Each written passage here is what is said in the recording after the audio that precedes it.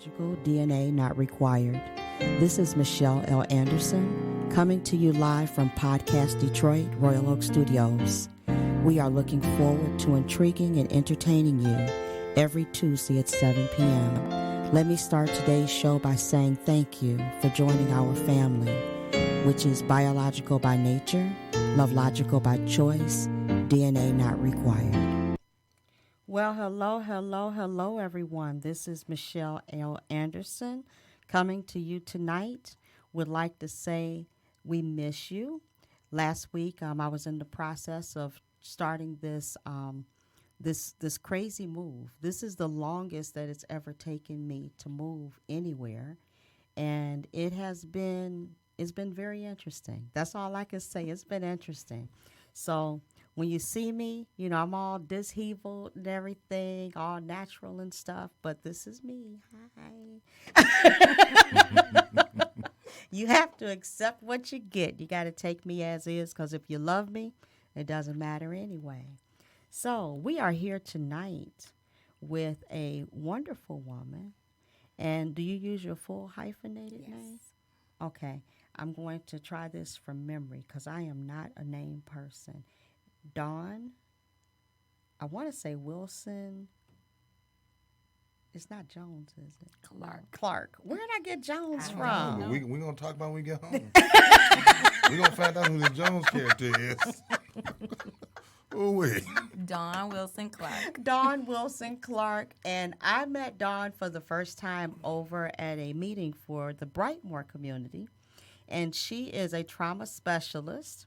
And you know Torlise as well, Torlise Anderson, and who is my aunt. Hello, Torlise. I know you're going to be watching this one, as well as it's like things continue to come around. They continue to come around. Your name comes up a lot because Dawn is very humble, very, very humble, but she is truly a trauma specialist. You are. You keep saying that. You are. You have to own it. You have to accept it. It's not too many people out here that's doing trauma learning classes, 8 classes, and you've put a lot of this material together. Am I correct? With the help of some very special people. Mm-hmm. Yes. Mm-hmm. Yes. Okay. With the help of some very special people. Yes. And thank you, very special people. We appreciate you. And Mr. Jones. No, I'm just joking. Mr. Clark. She got jokes. Mr. Clark, you want to introduce yourself? My name is Jonathan Clark, and I'm the husband of this trauma specialist expert guru. Yes. She is thebomb.com, and I'm just thankful to be on this journey and this work with her. Oh, amen. He trying to get some goodie. Got that right. Working my husband first. I know. I'm happy for you. I'm happy for you. It's awesome when you see that love come together. Mm-hmm. It's really awesome, and you can definitely see the love between the two here. Now, Dawn has started a organization. No. Dawn and some very special people. I haven't started it. So just give me the intro. So I work with a group called 482 Forward. Mm-hmm. We are education organizers, mm-hmm. and how we do our work is we have action teams throughout the city. Mm-hmm. I currently lead the BEAT team. Yes, BEAT team leader. Which stands for Brightmoor Education Action Team. Mm-hmm. And how we work is we listen to the community to find out what the biggest barrier to education is. And so this is our second campaign. Our first campaign was mm-hmm. present in Brightmoor, mm-hmm. where we were addressing chronic absenteeism. And so through this last listening cycle, we heard that trauma was our biggest barrier to education. And so during our research, we found that the trauma trainer, mm-hmm. the actual expert mm-hmm. that works for the state, lives not too far from our community.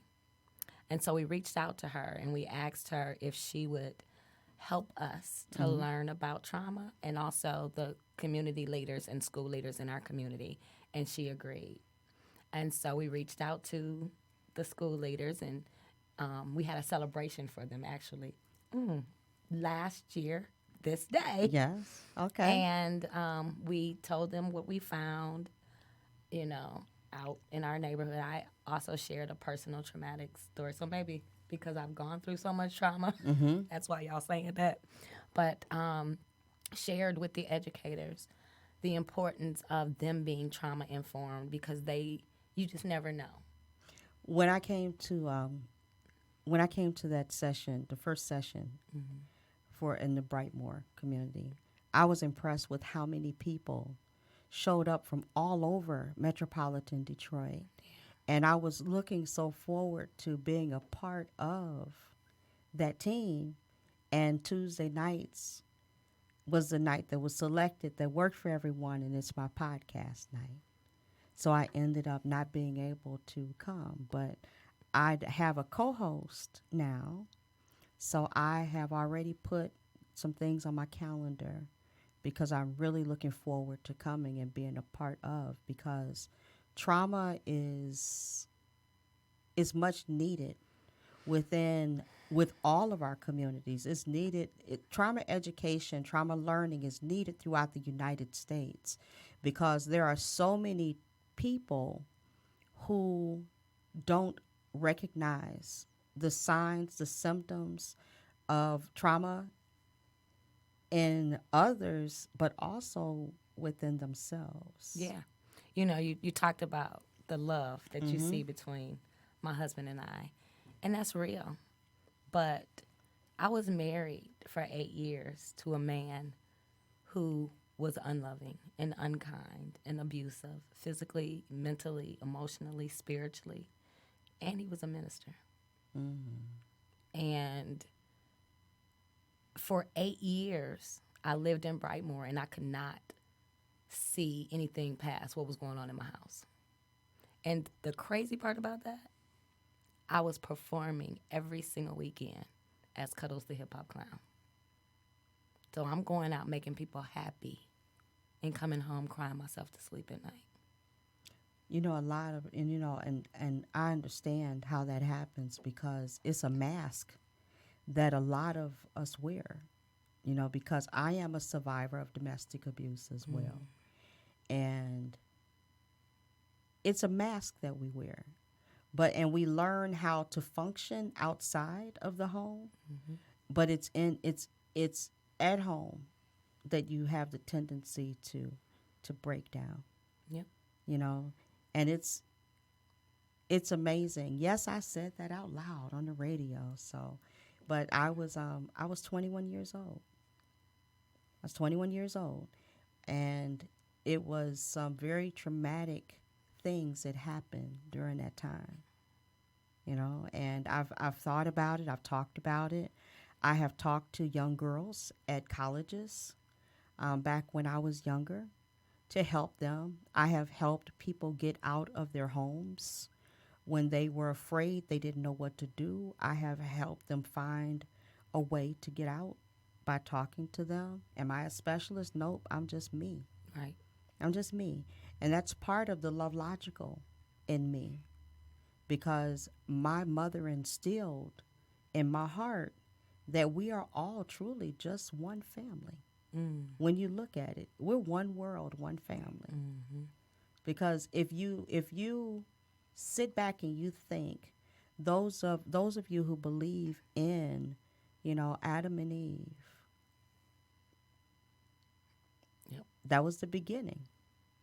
We're all one family in some way, shape, or form. When you do all of our DNA, it's going to all break down to that source. Yeah. Yes.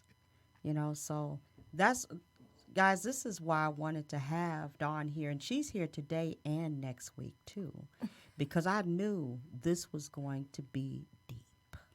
I really did. And Dawn, let's explain to my audience, what is trauma? What's classified as trauma in its simplest form? Okay, so what we've been looking at is the ACEs, the adverse childhood experiences. Okay. And they are they encompass abuse, mental, physical, sexual abuse. Sit back so you can relax. We're going to let her relax, y'all. Okay. There you go. So yeah, it's a 10 questionnaire. It has 10 questions on it, and if you answer yes to at least 6 of those questions, then the likeliness of you committing suicide goes up. The likeliness of you having heart disease goes up. All types of sicknesses and illnesses you are at risk if you have experienced adverse childhood experiences. And so, but that's not the end. Okay. Resilience is what we're pushing for. So everybody has experienced something. Everybody, especially if you are living in the city of Detroit, you have trauma. Any major metropolitan city, really. Right. Any major metropolitan city, and not just your chocolate cities. That's right. Yes. That's right. Yes. And, I read a report, or article a while ago where it talked about soldiers that have gone to war and have PTSD. The children that are attending schools in Detroit are experiencing the same type and even more of the trauma that they've experienced. That's deep. So there's an equivalence to our children in the DPS system and a war veteran. Which my husband is. Well, thank you very much. What branch? The Army. Okay, I forgive you. But I was about to forgive you. Hold on, wait a minute. I'm an Army girl too. my father actually was an Army man. My son, Good man. my son, Navy. Yes. Okay. We forgive him. But I'm floored that there's that equivalency between a DPS student and a veteran. Or someone who's been in war. That's veteran. Right, So right. I don't understand. Can you explain that a little bit? The lack of quality in education. Okay. We can even start there. Yes. I mean, no one should have to go to school that has mold, that has rats, that's too hot in the winter and too cold in the summer. Did I say that right? Yes, you did. No, you didn't. Yeah. You Well, said no, that. The opposite. Y'all know what I mean. But we know. Yeah. But I mean, so like schools closing. One of my members, she's a team on one of my teams. Her daughter's school closed 2 weeks after it started, and she was supposed to graduate. So her mother had to find a place for her baby to graduate from. That happened this year. on the east side of Detroit. Nope, in Midtown. In Midtown. I know my cousins had a situation to where they didn't have teachers in some of their classes in Detroit. And they were teaching themselves. Yes. They were literally self-taught. Yes. Until the parents took them out and put them in another school. Yes. And I was surprised to hear that. I was very surprised. I have 5 children, and they have gone to 27 different schools trying to find quality education and have been traumatized at each of those schools. So like one school, my daughter, I was so done with this school when we first started. Okay. But because she wanted to go to this school and she had been an all-A student all her life, I said, you know what? I'm going to let you do this. Okay. And we were at this school from 7th grade to 10th grade, and they had 5 principals. 5 principals. 7th grade to 10th grade, 5 principals. Yep. So 4 years, they had 5 principals. And when we finally left, they were getting another principal. One of her teachers, they fired one of her teachers. She came out in the class and was just crying. And this was a charter school she was going to. The CEO of the management company said to my baby, "What's wrong?" And she said, "I'm traumatized." She said, "Why are you traumatized?" She said, "'Cause you fired my favorite teacher." And this woman just walked off. and had nothing else to say. So our children are experiencing trauma that we didn't even think about. We always knew the school around the corner was the school we were going to go to. Yes, we that's knew, true. Yes. generations of our families have attended certain schools. But it's not like that anymore. Schools are closing. Teachers are, my son who's autistic, 1 year he had 5 teachers In one class? in his self-contained classroom. So he's in a class with 12 students and 5 teachers ran through that classroom. So the students they really don't get a chance to get to know their teachers. And the teachers really don't take the time or be there long enough to truly get to know their students. Right. And everybody's traumatized. And so in our learning, we learned about compassion fatigue and how these teachers and these caregivers are being traumatized again after, they're in the situation, and then to have to relive it, it's just a cycle. So it's not just violence in the school. No. It's other things, because when you first mentioned trauma within the major school systems, within our larger cities, the first thing I was thinking was violence. And I was thinking of the teachers not being able to teach because of lack of discipline. So those are the things that were going through my mind, because when we were younger, if there was an issue in the classroom, the teacher just snatched you up. Yep. And paddled you. And and they would paddle you in school, but your parents followed up when you got home. And we had teachers. I still remember, teachers from when I was in kindergarten being there even when I left the school in 5th grade. And it's sad to think, number one, that your children have been to 27 different schools. 27. And out of those 27, 10 of those schools are closed. So that's hard, because if you're having problems at home, and then you're also having problems at school, where do you go for peace? Right. Where do you go for peace? Because school is a refuge for some. Should be. For all. Yeah, should be for all. But then you have home that would be a refuge for others. And if you have issues both, I feel sad for our kids. Yeah. So if you put that on top of the mental, physical, and sexual abuse. And let's talk about the drive-bys. Let's talk about the gunshots. I was at a training earlier, and one of the presenters talked about a 7-year-old and 9-year-old boys walking. They were by Sinai Grace, and the 9-year-old said, he just got shot. And the 7-year-old said, no, he got killed. Look at all the bullet holes, and walked up to the car and started pointing and counting the bullet holes. So it didn't... He normalizes it. Yeah. Didn't faze them. Nope. That's sad, but me being a lay person, I am not a social worker.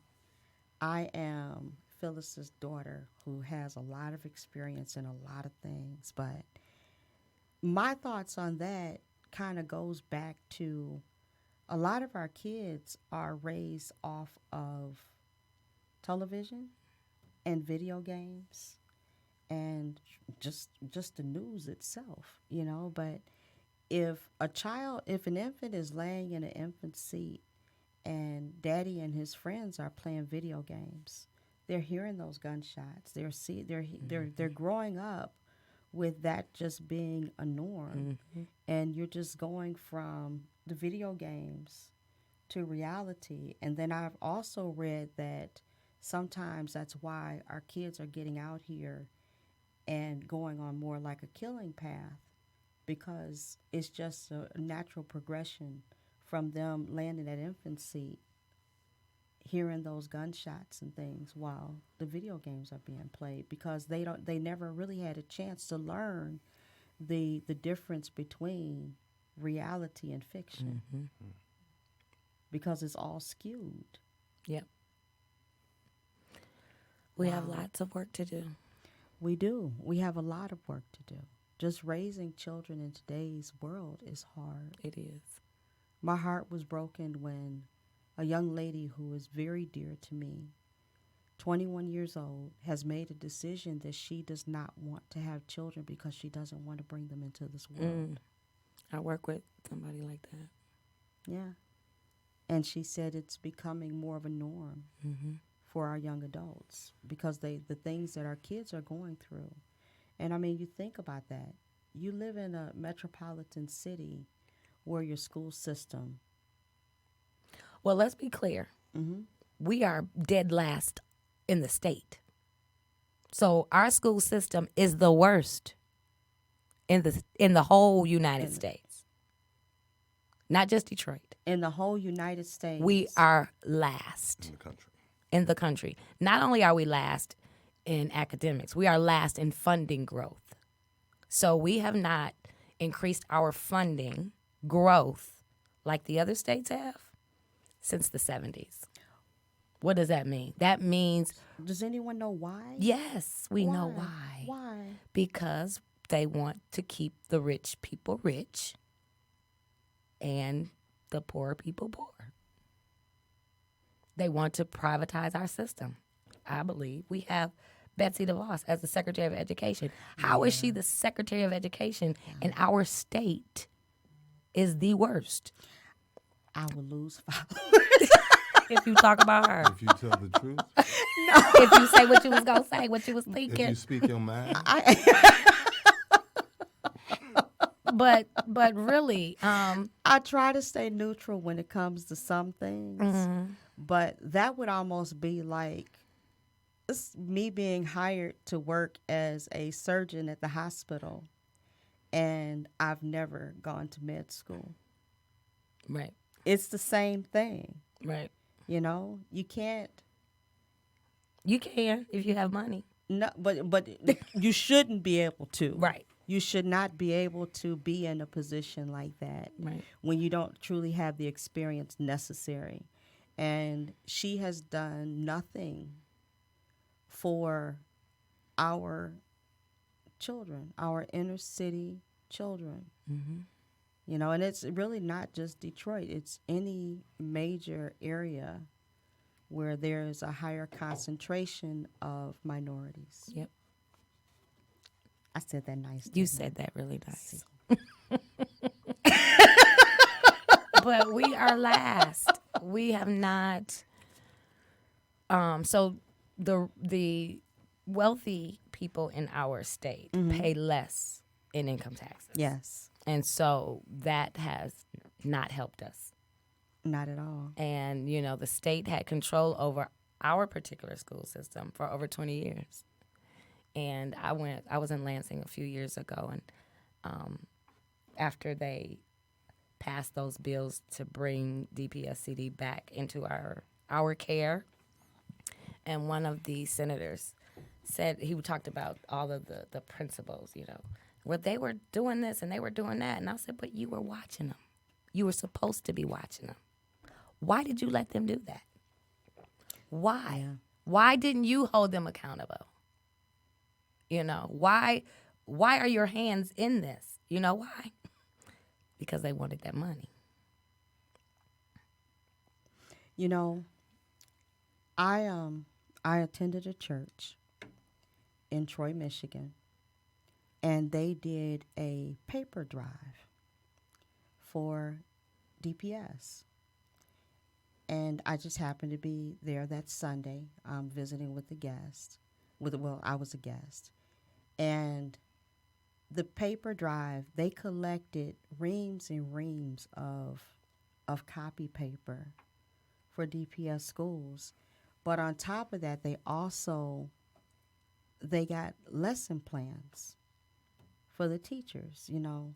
and different things that I thought was a norm in the school system. And to see the appreciation on the kids' faces, on the tears on the teachers' faces for school supplies that we take for granted. You know, when I lived in Indiana, each family paid $150, $100 to $150 at the beginning of the school year to help with the school supplies for the school. And families struggled to do it, but I think that helped the schools be able to maintain. You know, when you get a school supply list now, you're going to spend $200 easily. Yep. But my question is, what happens to all of the school supplies that are brought at the beginning of the school year? Where they go? Are you talking about school supplies that the district provides to the No, school? that the parents are bringing in. Don't parents bring in school supplies? I do. We do. Yeah, you get a school supply list of things that you're supposed to bring. And, I mean, there's like reams of paper on there. There's a lot of different things that's on there. And my thing is, if you have over 30 students in the class and everybody's bringing all of that. Everybody's not bringing it. Okay. So what happens? What happens to the parents that's not bringing, are unable to bring? What happens? Nothing? I don't know. Because the district used to provide paper. They used to provide pencils. They used to provide, chalk. They provided lesson plans. They provided all these things. So they still do. I know lesson plans. Actually, one of my cousins is a teacher for at Martin Luther King. Hey, Casey. Hi, Casey. And what up, though, Casey? You know you're my favorite. and she was over this past weekend and was sharing with me the new curriculum that they just received. And she says, oh, my goodness, it's very rigorous. That's good. Yeah, it is. So they do that. And I'm pleased. To all of the schools, though? Because King is kind of above and beyond right now. They're a little above the others. You haven't gotten to Cass Tech status yet, though. Are you a Cass Tech? Yes. My daughter will be graduating in 2020 from Look, you Cass see the way Tech. I said that? Why, yes. Of course. Where else would I graduate from? So yeah, so I'm pretty sure that they provide what the children need. You know, I was at my baby goes to Northwestern, and I was in the office one day, and a student came down with a request for pencils. So the secretary was asking about the request form. So they do provide that. Okay. Yeah, Okay. they do. And I'm pretty pleased with the direction. Things are going Yes, with Dr. Vidi. Mm-hmm. He seems to be really moving forward and in the right direction. The training I was at earlier was about the ACEs, and Chief Gabi was there. He's the new Detroit Public School District. No. Police chief? Detroit Public Community School District Chief of Police. So, and they're going to be infusing trauma-informed care in this upcoming school year. So, I'm excited. I know they've been infusing the human sex trafficking awareness within DPS schools. Shout out to Stacey Shannon Johnson. All right. Since we're shouting out today. Shout out to my old school rapper. That's now at Myers. We graduated. You are so funny. But I'm thinking about that. Myers. I was at Redford. I was in the 10th grade. We had moved. So I grew up Detroit and Pontiac. Okay. So I started 5th grade in Pontiac, and I moved back to Detroit in 10th grade. Mm-hmm. And I attended Mumford and then Redford. But during that time, I was impacted by trauma. Didn't even know it, though. And I was acting out. So I was doing everything I thought I was big and bad enough to do. So much where my mother ran away from home. At 15 years old. You were clowning. Right. She says. And now you're a clown, huh? That's what she God rest her heart. But she used to say, you've been clowning all your life, you might as well get paid for it. But she ran away. I came home. Well, she had taken me to school because I got kicked out of school again. And she had said to me, I'm not, the previous time I got kicked out, she said, I'm not taking off work for your foolishness. Mm-hmm. So I'm going to need you to handle your business. So I got kicked out again, but didn't tell her because I handled my business and got myself back in. But this last time I got kicked out, I got jumped. So I had to tell my mama, like, oh, no, they jumped on me. It's not my fault. You got to come. But when she got there, I seemed to have forgotten that I had changed all of my F's on my report card to B's. And when the principal opened up the file and he showed her my actual grades, my mother cried in the principal's office, and it broke my heart. And I said, I really putting this woman through some stuff. And when I got home from school, because my punishment was always I couldn't go to work. I used to work at this store, the Omni Trade Center. I don't know if you remember it. I remember Omni Trade Center. Remember those T-shirts with the rhinestones, all that. I was doing that at 13, 14, 15. And so that was my punishment. I could not go to work. And so when I came home, I said, so, Ma, do I go to work today? And she looked at me. She was like, really? Now you want to ask what to do? She said, you've been doing whatever you wanted to do it. I don't care. And when I went to work and I came home, her stuff was gone. And she left. That was December 12th, 1986. I'll never forget that day. And I didn't hear from my mother until March 9th the next year. Who did you live with? So for the first month, my brother and I stayed at the house because it was around Christmas time. I made everybody in the family their Christmas gifts at the store. We told our relatives that my mother was out of town because at the time she was a corporate trainer, so she flew all over all the time anyway. And so we stayed there, he and I, until the beginning of January. We got into a fight, and I was going to cut him, and he was going to shoot me. And I ran out of the house, and I called my grandfather. And I told him what happened. And my brother ended up living with my aunt and uncle. I ended up going down south to live with my grandmother. While I was down there, I found out I was pregnant. How old were you? 15. Okay. I said, I can't be a mama. I don't have a mama. So I did what I thought I needed to do. I ended up living with my aunt. Came back to Detroit because in Mississippi, my grandmother would have had to be my guardian to get me in school. She would have had to report my mother and father. And then if they had gotten stopped or caught, they would have been arrested for abandonment. And they didn't want to do that. So I ended up coming back to Detroit to live with my aunt. And at my aunt's house, God rest her soul, I didn't have to do anything except for keep my room clean and my dishes done. That's it. I didn't have to go to school if I didn't want to, and I didn't.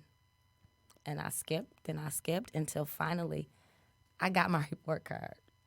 And it said all Fs. And that all Fs was different than the other all Fs. Yes.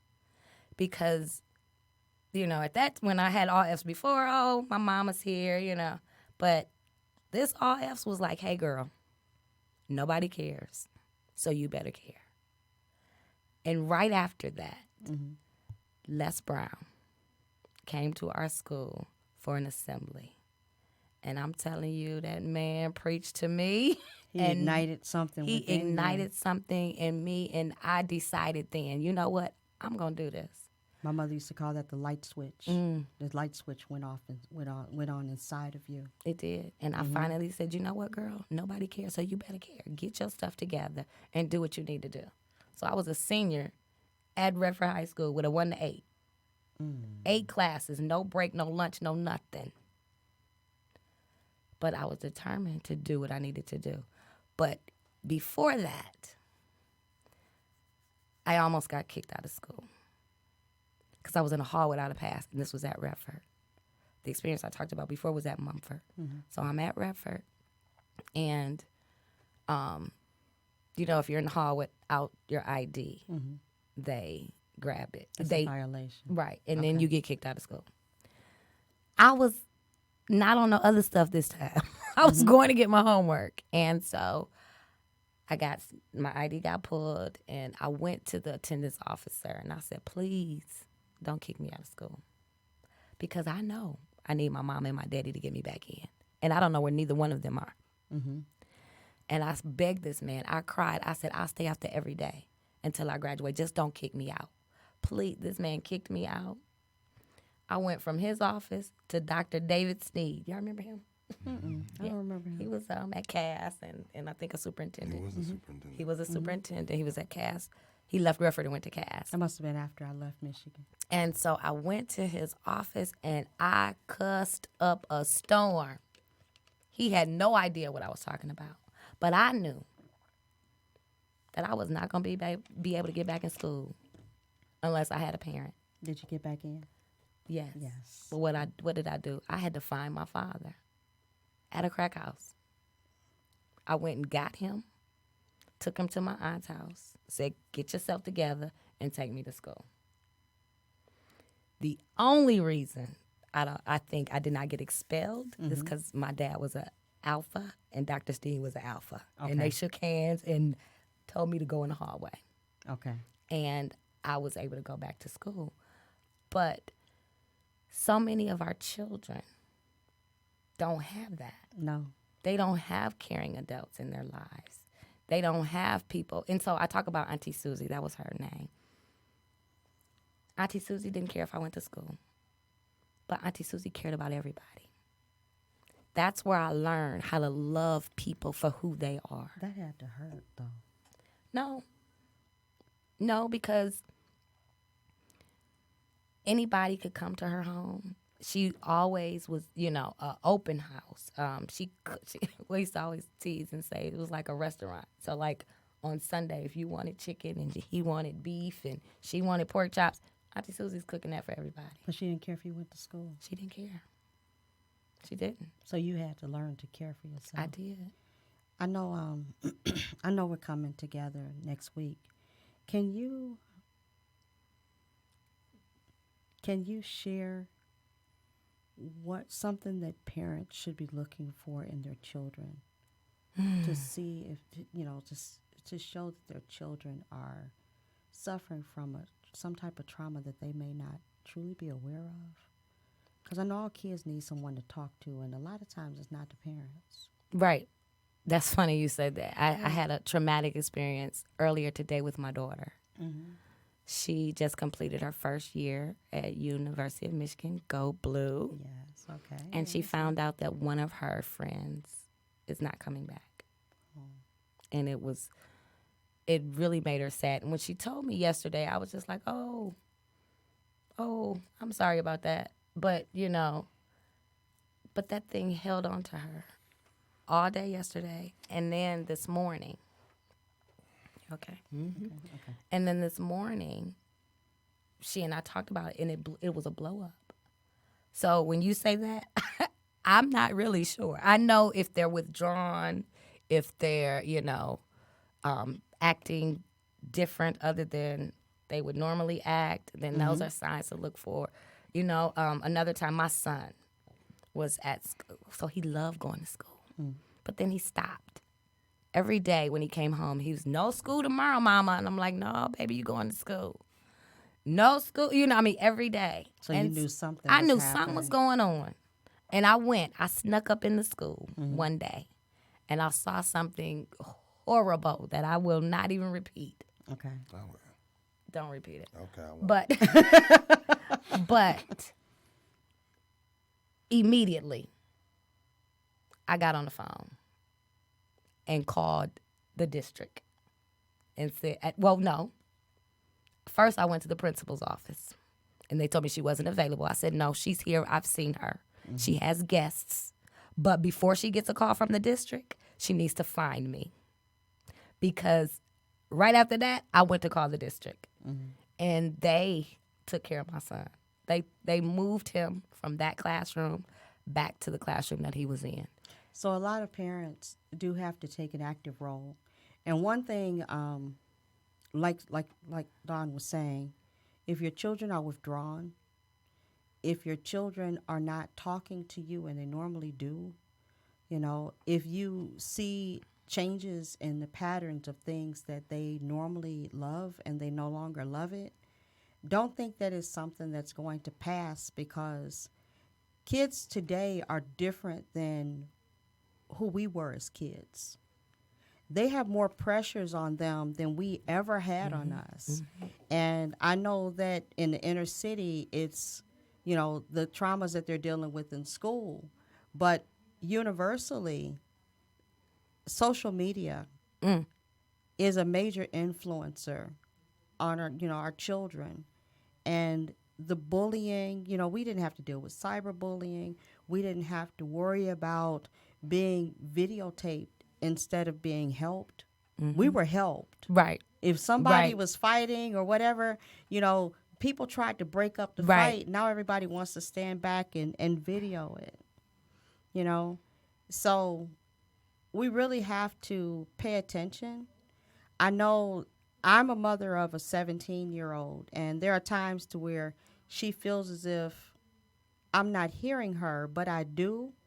But there are times my responses are not the responses that she's looking for. So she has those gloves, those gloves of people who she can go and talk to. Mm-hmm. I like to find younger people who have common sense, who's going to provide good advice, good counsel. You were talking, I thought about one of my very best friends shared with me that at 15, she just stopped taking showers. She just stopped. And her mother would just talk about her like a dog. Instead of trying to figure out what she was repelling. And then she told her years later, just recently, you never asked me why. You just said, you nasty, stinky. She said, you never asked me why. She said, I was molested. I was raped. And I did not want to be clean. That was the first thing that went through my mind when you said she stopped taking showers. Because you're repelling something. You don't want to be attractive. You don't want, anyone to look at you and feel as if, and feel as if, I desire you. Right. We really have to pay attention to our kids, and then the suicide rate now is so high amongst teenagers. And a lot of it is due to social media, due to us not accepting, lifestyle choices and things like that. Your child is your child. You gave birth to them. The DNA that's inside of them, it is your DNA. To me, that's where a good LoveLogical comes in. Yeah. Biological by nature, LoveLogical by choice. So reach out to the your LoveLogical community. Those of you who are in blended families and you see something within your LoveLogical child, don't sit back because you don't like the mother or because you don't like the father or because of this or because of that. Speak up. Advocate for that child. You're going to get nothing but love for that child, from that child, because you're going to advocate for them. I'm the type to where I could care less what a biological mother of children who are in my life, You know, if that person is not being a mother, then I have a heart. I have arms and I have ears. You know, I've raised children that are non-biologically mine. They are my LoveLogical children. It's part of what this is. So pay attention to your kids because childhood trauma needs to be addressed in children.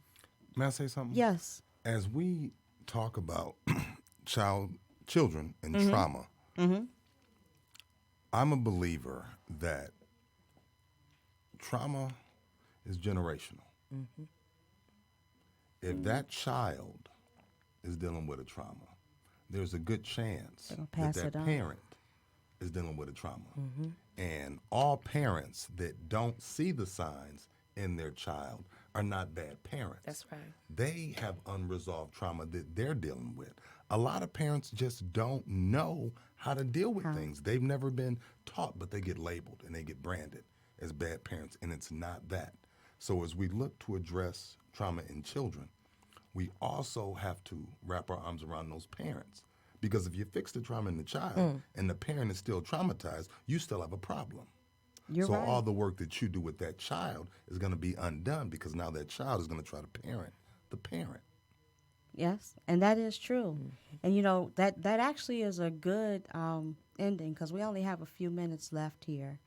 And I know we started late. We had train issues and everything. Traffic. But And she fixing the roads. there's construction everywhere. But next week, we're going to talk about how that childhood trauma does flow into an adulthood trauma. And, you know, in order to help your children, as you're saying, you have to help yourself. That's right. You know, and help yourself so you can be everything that your children need you to be. You know, there are parents out here living with issues, and talk to your kids about your issues. Tell them your whys. Yes. Help them get an understanding, and then go to counseling together. But I know that we're at a close here tonight, and I really hope that you've gotten something out of this today, because I know we talk about personal things, but we also wrap back around to some lessons for you. And then next week, we're going to come back together, like I said, so we could talk about how childhood trauma grows into adult trauma, so we can give you some tips. And thank you. Thank you both for being here. Thank you. Yes. And the Clarks. We're still going to talk about Jones. Thank you both for being here, and I will see you next week.